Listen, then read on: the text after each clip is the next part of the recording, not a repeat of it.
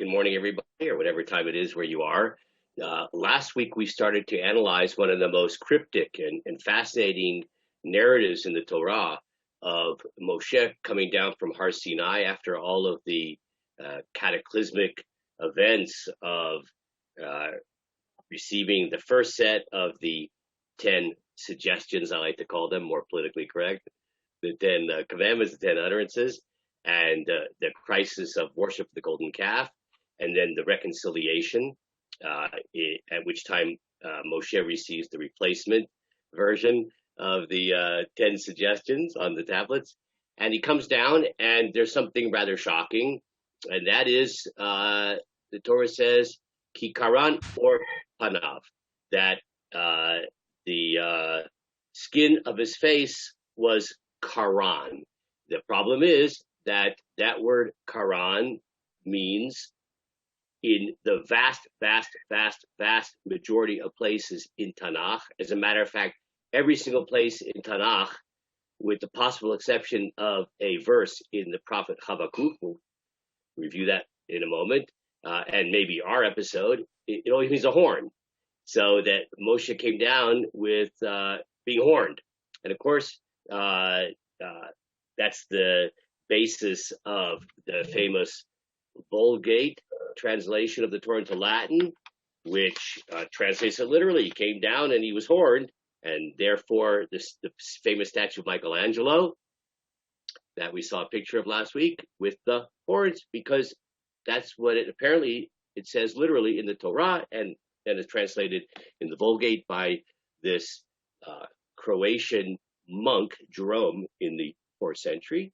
We also pointed out that people sometimes make fun of the Latin translation of the Torah, and of course the popular translations are based upon, the contemporary translations are based upon... Did you call him a Croatian drunk? What was that? Monk. Arthur, edit that comment out. Sorry. So, in any case, so the contemporary translations are based upon the Latin translation. So you have this notion of Moshe being horned, and people make fun of it. Right? Look at those that monk and these translations. They don't know what they're talking about. They didn't know Hebrew, etc.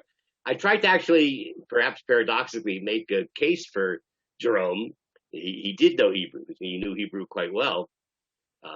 And I'm sure that many people who are perhaps Olim to Israel could even say they wish they knew Hebrew as well as Jerome knew Hebrew. Believe me, he knew Hebrew quite well. And we see from his commentary on the book of Ezekiel that he says explicitly there that though the Hebrew means horned, but it's an expression of grandeur. So he wasn't so naive or so stupid to think that Moshe came down looking like a ram, right, with horns. And then when Michelangelo made the statue, also, he was no dope, right, that he was trying to also convey the notion of having these horns, which perhaps are symbolic of something like grandeur, but how do you portray that in a statue? So he put these rays, horns on the top of Moshe's head. Okay, so that was my my defense of Jerome, this Latin translation of Michelangelo. But then we went on to figure out, so we've taken a look at the non-Jewish approach, right? The Latin translation and Michelangelo, etc. But what is the more traditional Jewish approach? And we saw that the Midrash Tanhuma already says that, in fact, what is this Karen? And the Midrash had said that, in fact, it was some kind of mystical grand expression of grandeur. In the language of the Midrash, karne hod. So, karnaim of, well, I'm not translating the word karnaim, I'm just using the word plain. Karnaim of glory, grandeur, which were being emitted from Moshe's head. Now the question is, what's that based on? So we saw that there is only one time in all of Tanakh that perhaps we can learn that the word Karen doesn't mean even literally a horn. And that's when Habakkuk describes God going to battle against the Kasdim, the Babylonians. And he's going to battle in that difficult verse. For those of you who have the source sheets, the old source sheet, it's in Pasuk, source 7. I just sent you a new version of the source sheet, which I don't want to look right now what number it is. But the verse said, the Noga Ka'or Tiyeh, and there was brightness like light. So God is going to battle, and there's this brightness like light surrounding God. It's a very anthropomorphic image. Karnaim Yadolo, and there were Karnaim from his hand, God's hand. Now, this is an example of biblical poetry where we have parallelism. Expressions appear twice with using different language, but that mean very similar ideas. So when it says Noga Ka'or, there was brightness like light. In the next phrase, Karnaim. Karnaim is parallel, from a literary point of view, to the phrase Noga Or. Karnaim is light in Habakkuk. That's apparently the explanation of the word Karnaim there. And it has nothing to do with the head. It says Karnaim Yado. Karnaim from his hand. I don't know any animal that has Karnaim on their hand. Right? So it's pretty clear from Habakkuk that the word can mean light. Now, Rashi explained why the word Karen can mean both a horn and light. And he suggests because light being emitted from, especially the sun, looks sort of like a horn being emitted from the head of an animal. Okay, has that shape. So that's why one word in Hebrew could have those two meanings, right? Literally a horn, but also a horn of light, a ray of light, right? Because it's sort of shaped like a horn emerging from, as it were, the head of the sun. So this is the translation that's understood by the vast majority of the classical commentators, that it refers to rays of light being emitted from Moshe's head. Okay, fine. Now, what I want to do, that's a short review of what we did last week. We talked about a couple more things. We talked about the opinion of Chivi Habalki, who said that it's a metaphor for his skin. He had a dermatological disease from fasting so much, and his skin was as hard and as dry as an animal's horn, etc. So that's from last week. Now, in the week between last week and this week, I happened to see an article that was sent to me from a certain website from a non-Jewish scholar, an academic Bible scholar, who wanted to put this image of Moshe's Karnaim, horns, rays of light, into the context of ancient pictures, drawings of ancient gods, ancient leaders, and we see something very fascinating. So I'm going to do you have the sources now in front of you, but I'll also do a screen share. Let's pull this up quickly. And let's see. Okay, what does everybody see that picture there? I could even make it a little bigger.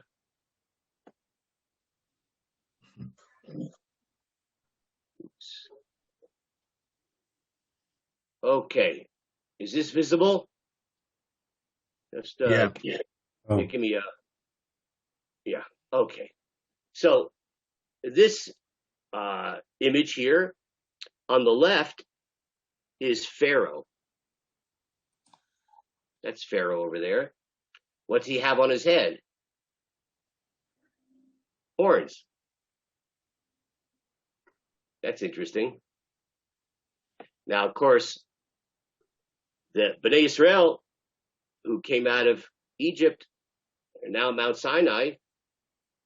Well, that must have been when they thought of Pharaoh, perhaps even saw Pharaoh wearing an outfit like this. Horns. Okay. take a look at a couple other images here. Now, this is fascinating. Take a look. This is a coin. And that is Alexander the Great, the famous Alexander the Great. Became a good Jewish name. It's even a group of Hasidim called the Alexander Hasidim. So that's true. Now, I hope you can see this. Do you notice what he's got on the side of his head there? That's a horn. That's fascinating. Now, look like Payas. Yeah, they're not. He's not an Alexander Chassid. Okay, not yet at least. Okay, so now a couple of other things to bear in mind. Pharaoh is the ruler of Egypt. He's also sort of a demigod, right? That's the way the pharaohs, the role they played. Horns. Alexander the Great, the leader of this great empire, portrayed also horns. What does a king wear? A crown. We can understand now where a crown comes from. I didn't really have to put this here. Everybody knows what a crown is, right? But you notice what a crown has on it? These spikes. Didn't have to be that way. I mean, why couldn't you just have a symbol of Bruce's hat? Everybody look at Bruce right now. That could have been a crown, right? He's the king of, I'm not sure what, his family. I'm not sure that's true, but I think the dog is the king there. So, right, why did it evolve like this, to look like this with these pointed things coming out? So it's not just crowns, but also in the Roman emperors, as you see here, I have a little note there. This is based upon the work of that scholar, this non-Jewish scholar. Corona radiata, the radiant crown, which was used as part of this cult, Sol Invictus, right? This is pagan before Rome became Christian. And Sol, like solar, sun. This is really fascinating now, because the word Karen means horn, but it also means the rays of light, right? That's what we've been suggesting now. The evolution of headdress for rulers evokes those two images, right? We have these horns in Pharaoh. We have horns, very distinct horns, in Alexander the Great on the coin. And we also have a crown which combines these two images of the horn and ray of light, because, as Rashi explains, the rays of light coming from the sun, which is a symbol of great power, the sun, of course, in the natural world, are evocative of the horns of an animal, which both in their shape and also in terms of the notion of power. An animal's power, his ability to be threatening, is a function of their horn. And horns are also important for mating, because it shows how virile the animal is, very virile and strong, etc. Okay, I'm not done. So this is a picture, in fact, Helios, of a sun god. The sun god. Look at the headdress there. The horns, rays of light, right? Those two images emerge. Just like in Hebrew, the word Karen, most of the time, vast majority, as we pointed out, means literally a horn. But also, in Habakkuk, means a ray of light. And then in modern Hebrew, we've used those terms now interchangeably, that the standard word for a ray is a Karen in modern Hebrew, but it could also obviously have its original literal meaning as a horn of an animal. Let's just take a look at one more picture. And this is Ptolemy the Fourth. Now, Ptolemy is a very famous name in Jewish history, because the Greek translation of the Torah was done under the auspices of the empire of the Ptolemaic family, right? In this world, ancient world, so every single person who ruled had the name Ptolemy. So there's Ptolemy 1, 2, 3, 4, etc. Okay, this is Ptolemy the Fourth, and it's a coin minted during his lifetime, so 222 before the Common Era. And it's actually a coin depicting his deified father, who is the previous Ptolemy, Ptolemy III. Okay, and now look at his headdress. Spikes, right? Both horn evocative and sort of rays of light evocative, right? So we have abundant archaeological evidence from coins, from hieroglyphics, different inscriptions, that when we think about Moshe coming down from the mountain, horned with the word Karen. So this scholar wanted to say, we have to view this image of Moshe in the context of what is so clear based upon all of this archaeological evidence. And perhaps the Torah uses this image to convey the association that having rays of light, horned rays of light coming out of Moshe's head would have conveyed to someone of that time period of the ancient world, which is this notion of grandeur, of power, an association naturally that you would want to have with a ruler, a supreme ruler, and a god. So his suggestion is that the Torah is portraying Moshe in a way which glorifies Moshe in the way that the ancient world glorified their rulers and their deities with these horned rays of light. Everybody hear this? Okay.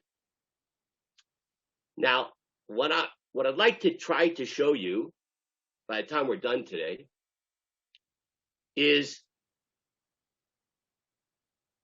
I believe, a methodological principle when thinking about this type of argument that we just saw coming from this scholar here.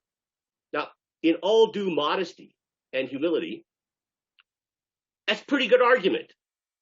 It's very compelling. You have so much evidence of the use of the image of the rays of light and the horns coming from the ancient world. That's a fact. Can't argue with that. These are real. The fact that the Torah uses a similar image, that's real too. And one can understand a conclusion that says the Torah is borrowing an image that was widespread in the ancient world, presumably for the same purpose that it functioned in the ancient world. Expression of glory, karne hod, grandeur, rule, even a kind of divine quality. But I'd like to show you that sometimes the differences between the use of an image or of language are more important than the similarities. So the academic world generally assumes if you find something like we just saw now, or you find a flood story, very famous example, the Epic of Gilgamesh, etc. Very similar story to the Noah story. So the assumption is we have to understand this flood story of the Torah in light of the ancient world's flood story. Think of it as being derivative. And that's how you understand it. But there's a whole string, of contemporary scholars, the past 50, 60 years, coming from a more traditional point of view, but using the tools of modern scholarship, who suggest that you have to look again. Look more carefully. It's true, these images look very similar. These stories sound very similar. But what are the conclusions of that similarity? Let's see if perhaps the difference between them is more significant than the similarity. And therefore, to see the Torah's use of this image or these stories as actually a polemic against the ancient world rather than being derivative of the ancient world. So what I've done is I've set up right now a kind of methodology which we're going to try to demonstrate by the time we're done today. Why can't it be both? It's both. It's clearly a derivative, but then also a polemic. Well, that's actually what I'm trying to say. Okay, but I would just say that I want to tweak it a bit. I mean, it could be you're right. It could be that the Torah is saying, look, this is an image which is commonly used. We're going to use it, but we're going to use it in a way which is polemical to actually undermine the idolatrous use of that particular image. So it could be true. I just want to point out, though, we don't really have to assume it's derivative. Right? As an example, the flood story in the ancient world, right? The Epic of Gilgamesh. So one doesn't have to assume necessarily that the Torah borrowed that story from the ancient pagan world. Right? One could just as easily say, I assume, that because it really happened. So if it really happened, one shouldn't be surprised that other cultures would have such a story. So I'm just tweaking just a bit that it's not always derivative. Mm-hmm. Okay, fine. Now, what I'd like to do is take a look at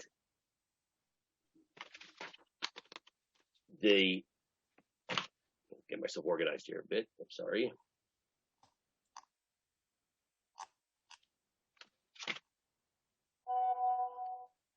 Yeah. Okay. We're going to just do a sort of a little bit of a sideshow here until we return to this archaeological approach and the conclusions which might be drawn from it. Okay. I want to share with you. I'm sorry? No, so you're on page 5 still? Okay, so hang on a second. Okay, so we're going to turn to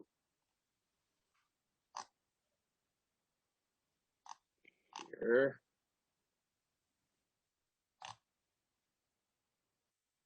Okay, so it's in the new edition, it's on page 9. I want to show you some just interesting tidbits before we turn to the main thrust of what I want to address is these ancient symbols and the Torah's use of them and what may be, in fact, the conclusion here. By the way, we're going to end up with a Dvar Torah for this week's Torah portion, Parshat Vayikra. It's going to tie in very nicely. You'll have a nice Dvar Torah to say at the Shabbat table. Okay. Let me show you something interesting. Let's take a look at a famous passage in the Torah for those of you who are fashion conscious. The Lord God made for Adam and his wife these garments of skin, tunics of skin, this translation here, and he dressed them. There's a very famous Midrash, rather shocking and disturbing Midrash. It says the following, that the Lord God made for Adam and his wife these garments of skin, and he dressed them. The Torah of Rabbi Meir matzu katuv kot not or. In the Torah of Rabbi Meir, they've written kot not or with an aleph. The Torah says, Torah we have at least, says kot not or. Garments of skin, hide, animal hide. And the Midrash says that Rabbi Meir, they found in his Torah scroll, kot not or with an aleph, garments of light. Now, this is rather a disturbing Midrash. If you take this at face value, it sounded like he had a different text of the Torah than we do. So, obviously, that's not a very comfortable assumption to make from a Jewish traditional point of view, that there's different versions of the Torah. And Rabbi Meir, this great Torah scholar, had a version of the Torah that said garments of light rather than garments of skin.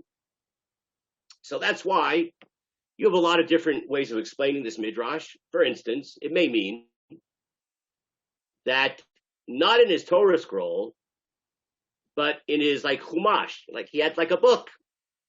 Like we have a Chumash as the Torah printed in it, but it's not the ritual Torah scroll that one would use for reading the Torah in the synagogue.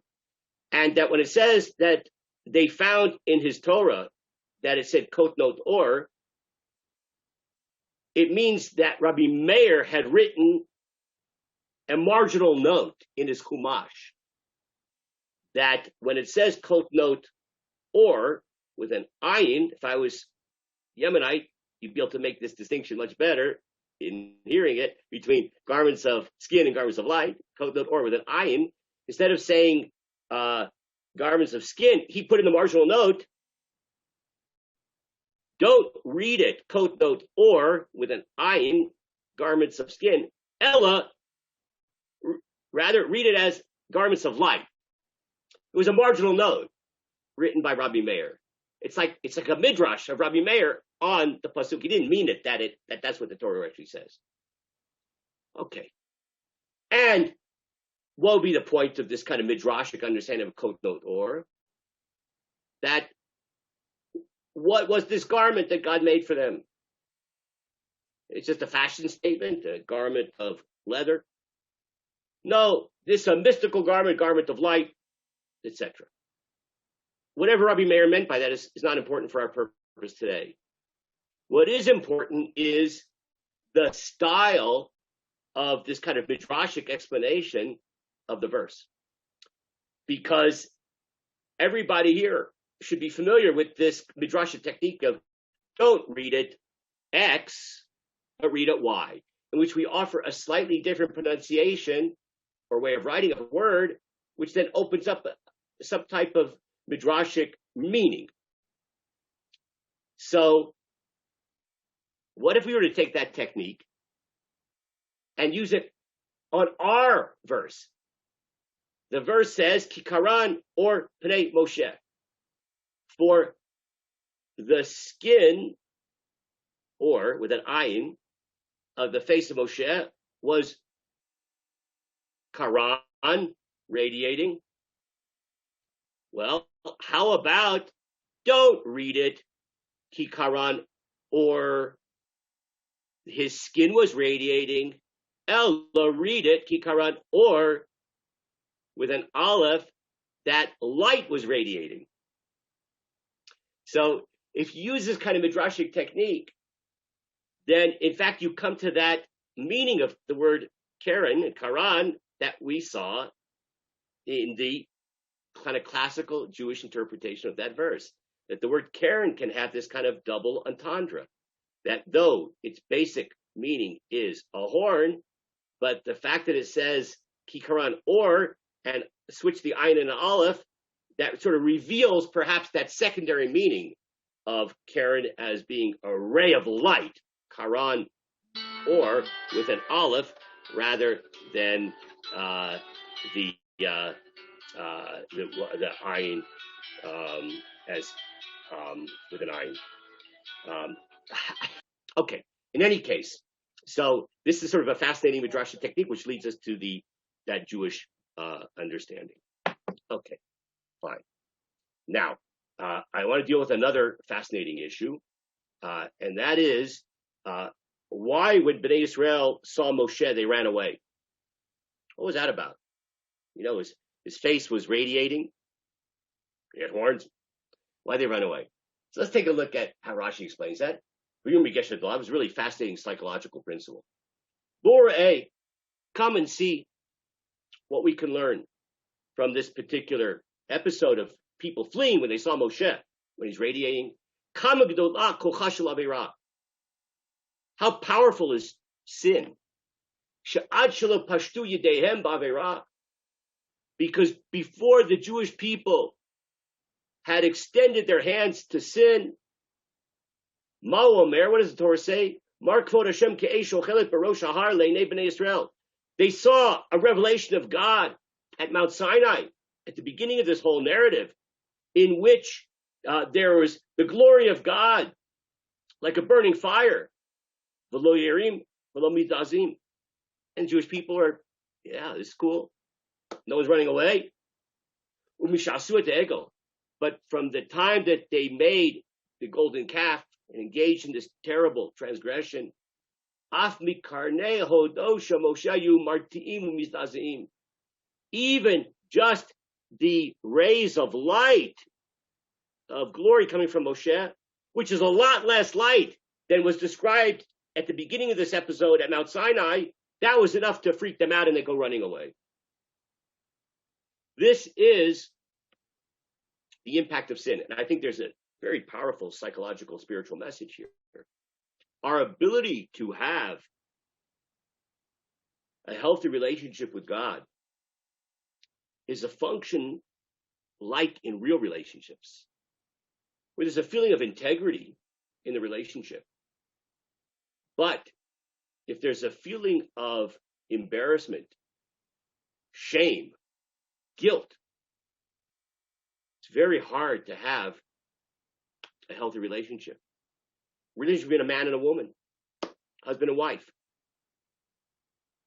If the husband or the wife bears the burden of having betrayed that relationship, it's very hard for that relationship to be healthy and nurturing. It becomes a relationship of fear, of anxiety, of repulsion. That's what we have here. As long as the Jewish people had a sense of wholeness before God, God reveals himself in all of his glory and everything is good. The moment that we are overcome with a sense of shame, of guilt, of sin, at that moment, even one ray of light is more than the Jewish people could take, and they flee away. So this amazing, beautiful message in Rashi. Now, what about the veil? Right? So he's coming down, everybody runs away, and they put the veil on. And the question is, what is this veil and what is its significance? Let's examine that for a couple of minutes. Let's take a look at Rashi. We always want to start with Rashi. Vaydein al panav masveh. Torah says he put on his face this masveh. And Rashi quotes at first what he often does, Targumunklis, Ketargumo Beitape, Lashon Aramihu. So the Targum understands it, that it's some type of a covering of the face. Ape means like a pine face. The Talmud, Sabi Liba, the Talmud has the use of the same word masveh. And there in the Talmud, it's clear that it has the sense of to look. It's a very fascinating comment in Rashi. It's something which obstructs vision or draws vision, right? That's the root of the word masveh.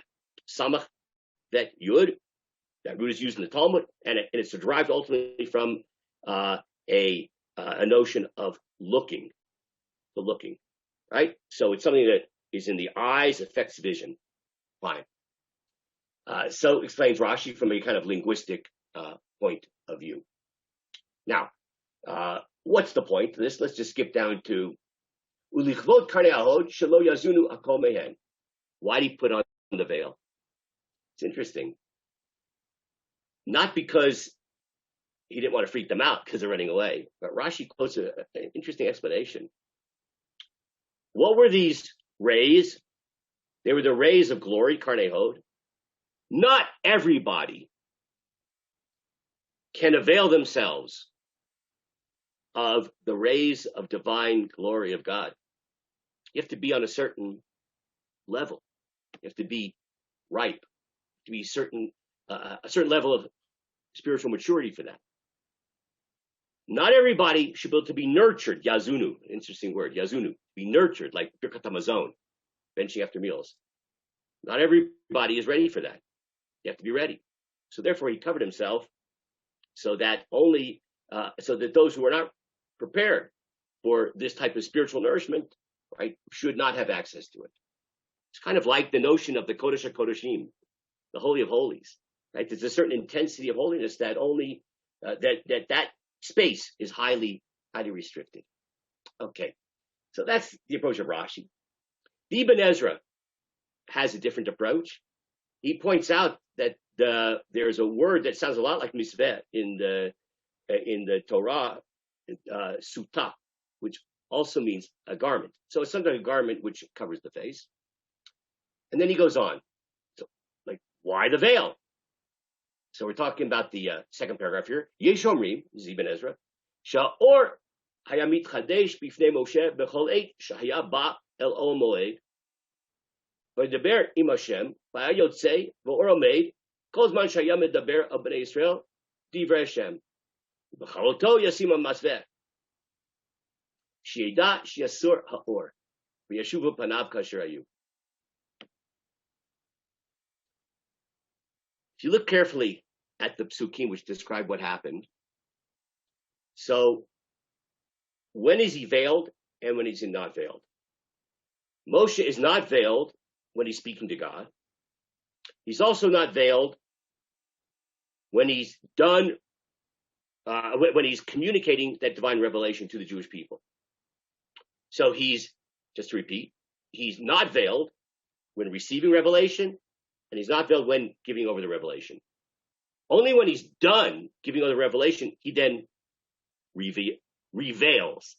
It's interesting. Reveal. He reveals himself. Okay. Now, why? So Ibn Ezra quotes a very interesting explanation that he would put on the veil. Why? Because the rays would stop. The rays only existed when he received the revelation and when he conveyed the revelation. But then the rays would go away, according to this explanation. Ibn Ezra, by the way, doesn't like this explanation. He's just quoting it from another source. Why did he put on the veil? Because he didn't want people to see that the rays went away. It would be a kind of deficiency when it comes to Moshe. Im Yeru Yisrael panav b'lior. If the Jewish people saw that he wasn't radiating. That's why he put the veil on, so that people should notice that he wasn't glowing anymore. And a really interesting explanation. The rays are a symbol of his grandeur. In order to maintain his position as leader of the Jewish people, as intermediary of sorts between God and Israel, he had to maintain a certain aura. I mean, literally aura, right? But in fact, that aura, the rays, went away after he was done receiving and giving over the revelation. But he didn't want people to notice that. It might detract from his role. So he put on the veil so that people wouldn't notice that it had gone away. Okay. So that was one explanation. Now, there's another explanation, which is his own. So let's skip down to the third line from the end. Ulefi da'ati kishim masveh ba'avor kvod ha'or shechidesh Hashem b'fanav shel yiru Yisrael b'chol rega rak yudaber aleim divrei Hashem. He says that the reason he had the veil is in order that there was this glory, honor, which emitted from his head, which was kvod ha'or, this grandeur of light, which came from God, that is something that the Jewish people shouldn't see all the time on an ongoing basis. Only when Moshe is conveying the revelation. And Moshe would then take it off when he went in to get a new revelation in the Olamid. So that he's able to speak to God in face to face, right, without a veil on, right? This is that time of Moshe.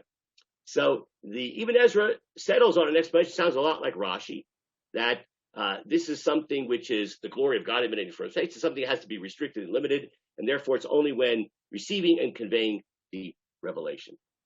Okay. Now there's another explanation from the Abarbanel. I'm sorry I don't have English for these things. The Abarbanel starts with an interesting explanation. במשה. למה הוא נתן על פניו? מסווה והיה אם כן, וזה סותר מונע כוונה אלוקית. עושה מלאכת השם רמייה. He says the following. God made his face radiate.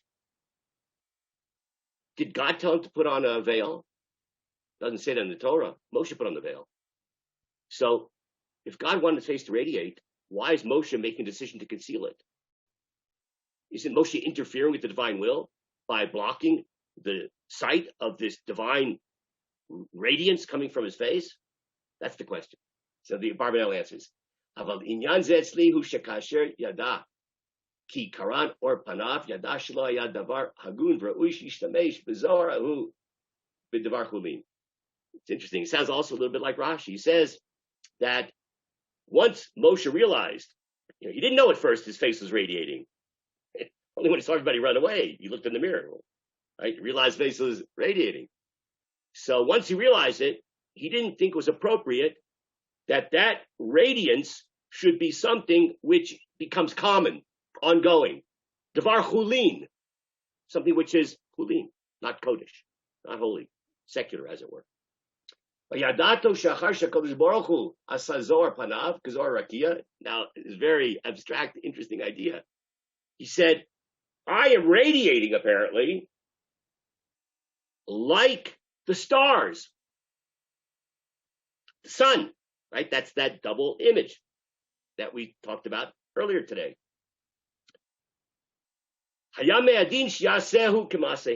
So he said, I'm like a sun radiating. I guess God is telling me that I should act similar to stars. He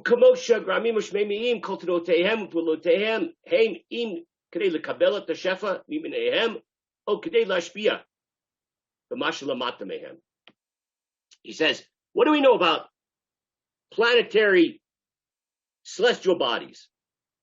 They act in two ways. They receive light and give off light.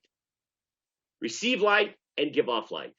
So maybe the sun is not the best example of this. Better is like the moon. The moon receives light and gives off light. So Moshe said to himself, I guess that's what Hashem wanted me to be. I'm like this radiant celestial body who, when they function in heaven, they function to receive and to give off light. Similarly, when I receive revelation, divine light, so that's when the radiance will be obvious. And when I give off to those beneath me, the divine light, the Torah, so there too, that's the function of the radiance. Other than that, then I'll conceal the radiance. So Moshe sees him, this image of, he's like this celestial body receiving the light, divine light and giving off the divine light, and therefore it's in those very limited circumstances when he's supposed to be a celestial body. Right? He's like the moon, right? Receiving and giving off, and therefore when he receives the revelation and when he gives it over, other than that, he is concealed. Okay, fascinating symbolic interpretation. Okay, now I want to take a look at just two quickly more images, and then we're going to go to the punchline. Hamek Davar. This is the Netziv, the Rosh Yeshiva of Volozhin, in his commentary on the Torah. Why did he put on this veil? That people shouldn't see it always.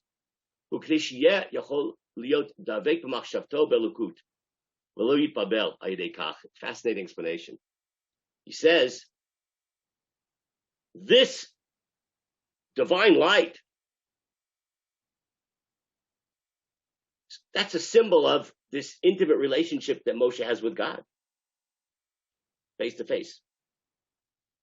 Why did he put the veil on? Because he didn't want to get distracted in dealing with other people. It would distract him from his spiritual connection with God. So he put the veil on, not so that other people shouldn't see him, but he shouldn't see them. It's sort of like he was a Breslauer Chassid, doing hisbodedus in the forest, away from other people, because interaction with people is distracting. It'll take away from this kind of intimacy with God. So according to the Netziv, he put on the veil so that he himself shouldn't be distracted by seeing human goings on. And this would then allow him to maintain this special state of heightened spirituality and connection with God. So says the Netziv. I'll bet you would like one more explanation. What's the function of the veil? So this is the Kli Yakar. Kli Yakar says, "V'yitein al panav masveh, lifishayu hakol mistaklim bo, u'Moshe haya anav gadol baishan." Everybody's looking at him. He's glowing. Moshe, we know, is very humble, shy. He was embarrassed. He's just a simple Jew, but he's radiating divine light.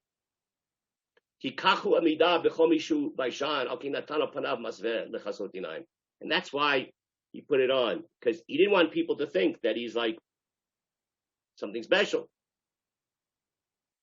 But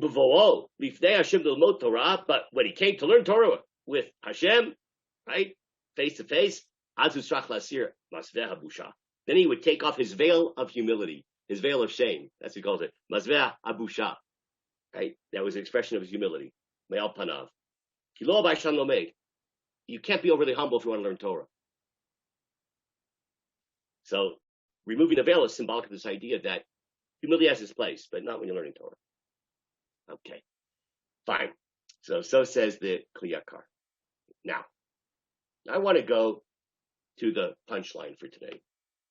Let's go back to this very compelling academic theory that the use of horns, rays of light, and which are derivative of each other, same Hebrew word, that it's emblematic, symbolic of grandeur, power, glory, and therefore is used in association with rulers and gods, Pharaoh, sun god, etc.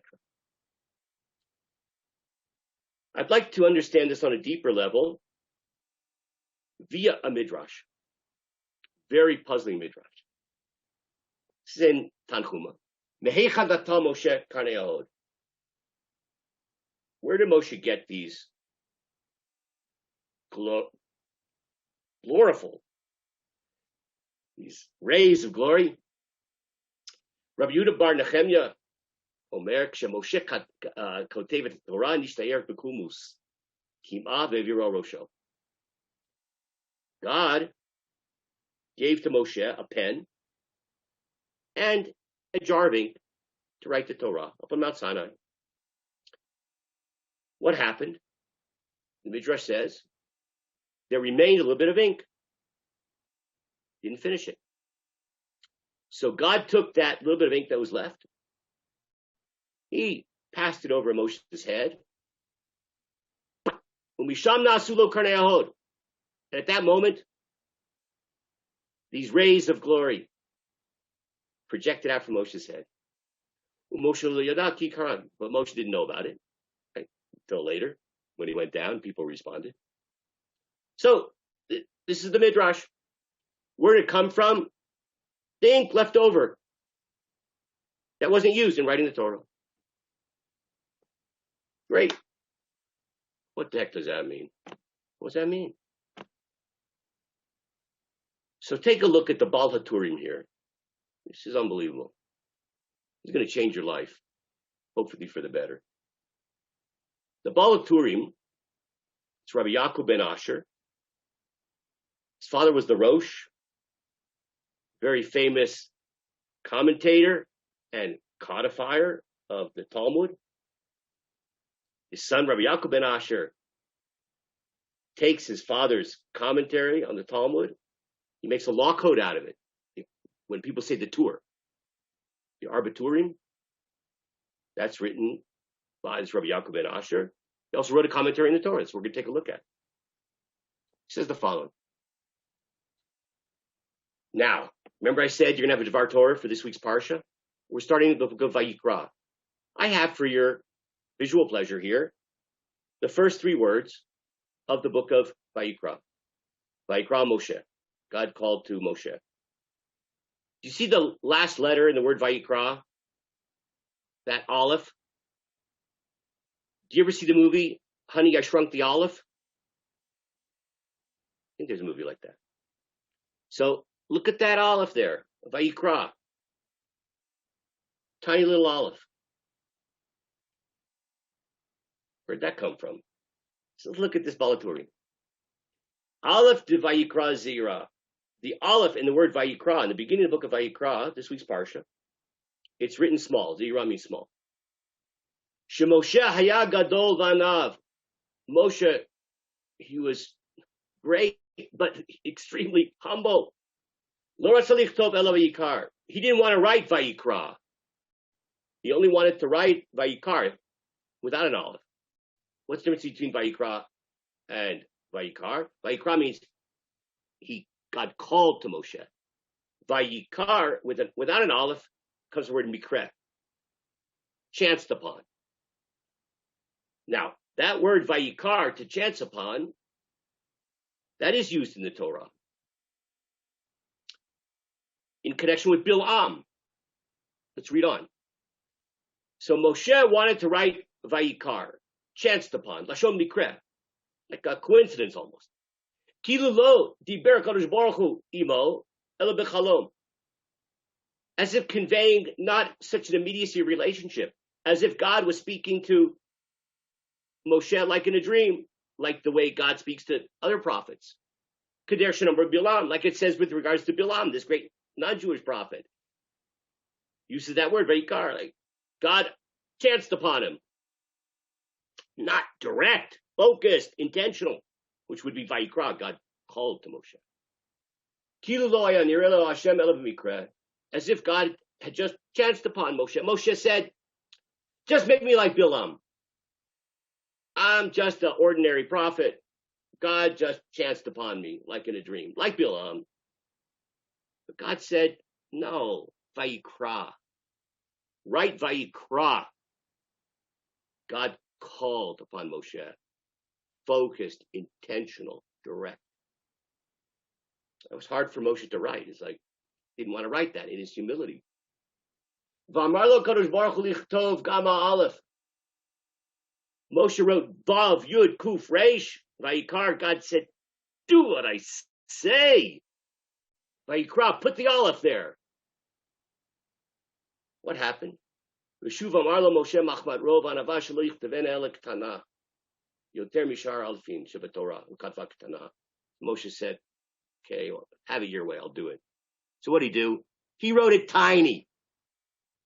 Moshe wrote it tiny. That's why you have a small aleph in the first word in the book of Vayikra, which you're reading this Shabbat. It was an expression of his incredible humility. With this Balaturim, we can understand the Midrash. Where did those rays of grandeur, Karnei Ahod, coming out of Moshe, where did it come from? The Midrash said, from the ink left over from Moshe writing the Torah. Hashem had provided to Moshe exactly the amount of ink necessary to write the entire Torah properly. But it didn't all get used. You know why? Because he wrote a tiny aleph instead of a regular aleph. That tiny aleph, the ink which remained because of that aleph being tiny, is the source of the rays of grandeur coming out of Moshe.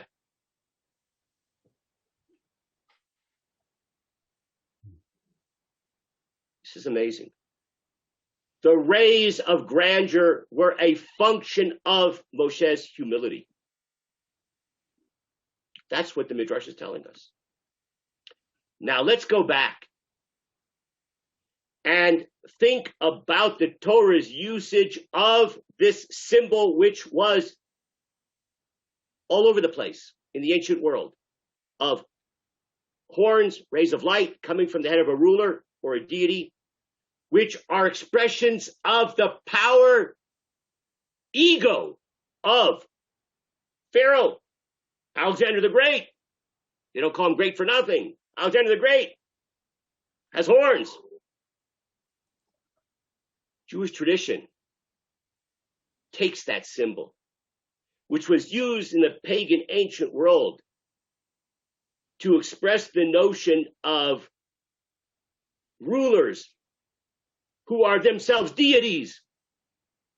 Like we saw that coin of Ptolemy, the deified father of Ptolemy the fourth, Ptolemy the third, with the horns coming out of his head, ruler and deity, power.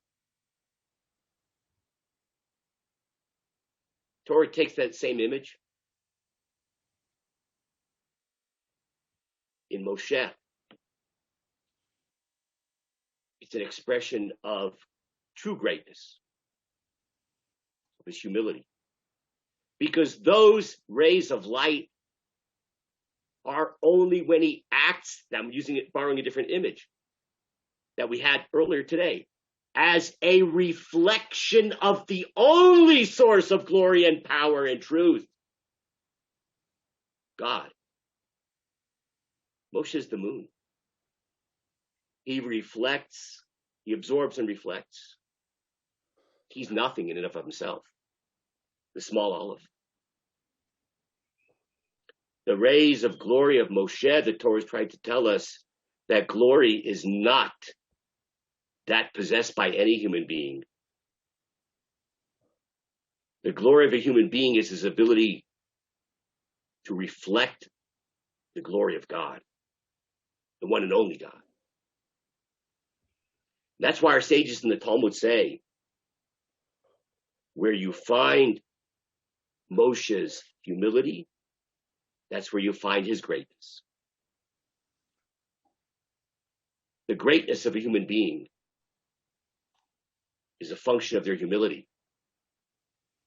The greatness of a human being is to be one who receives the divine glory and passes on that divine glory without it being obstructed, without that light being obstructed by our huge, inflated, commentaries egos. So it turns out that the difference between the Torah's use of that image and the pagan's world use of the image is more significant than the similarity. And with that note, I wish you a wonderful rest of the week and a wonderful Shabbat. Yeah, we'll see you